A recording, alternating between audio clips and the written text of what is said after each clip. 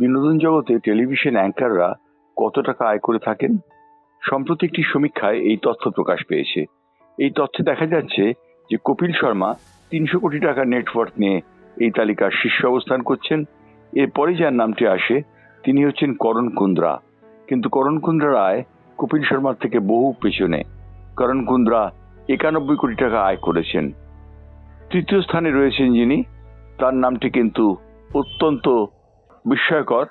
হর্ষদ চোপড়া রয়েছেন তৃতীয় স্থানে, তিনি 49 কোটি টাকা আয় করেছেন।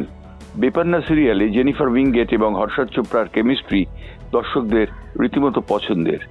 এছাড়া চতুর্থ স্থানে আছেন তারক মেহতা কি উল্টা চশমার খ্যাত দিলীপ যোশী। তার জেঠালালের চরিত্র অভিনয় মানুষের মন কেড়েছে। তার অর্জিত সম্পদের পরিমাণ 47 কোটি টাকা। এরপরে যার নাম রয়েছে তিনি হচ্ছেন টেলিভিশন অভিনেত্রী জেনিফার উইঙ্গেট। জেনিফার উইঙ্গেট 45 কোটি টাকা নিয়ে এই স্থানে অবস্থান করছেন। এরপরের স্থানটি হচ্ছে শ্রদ্ধা আয়ারের।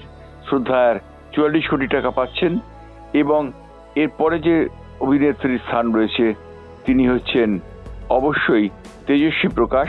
তেজস্বী প্রকাশ 25 কোটি টাকা আয় নিয়ে রয়েছেন।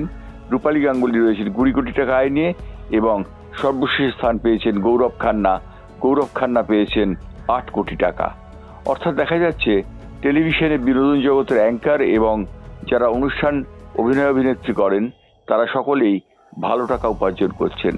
উল্লেখযোগ্য এই তালিকায় জেঠালালের নামটি সংগৃহীত হওয়াতে সকলেই খানিকটা অবাক হচ্ছেন। জেঠালালের ভূমিকায় অবশ্য দিলীপ যোশী দীর্ঘদিন ধরে অভিনয় করছেন এবং তার অভিনয় দর্শকদের মন কেড়েছে।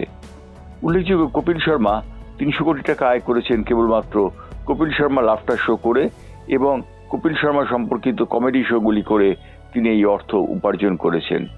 তার এই অর্থ উপার্জন নিঃসন্দেহে একটি উল্লেখযোগ্য ব্যতিক্রমী ঘটনা হিসেবে চিহ্নিত হতে পারে, কারণ কোনো কমেডিয়ানের 300 কোটি টাকা আয় নিঃসন্দেহে একটি বিশাল ব্যাপার। ব্যুরো রিপোর্ট, বাংলার পালস টিভি।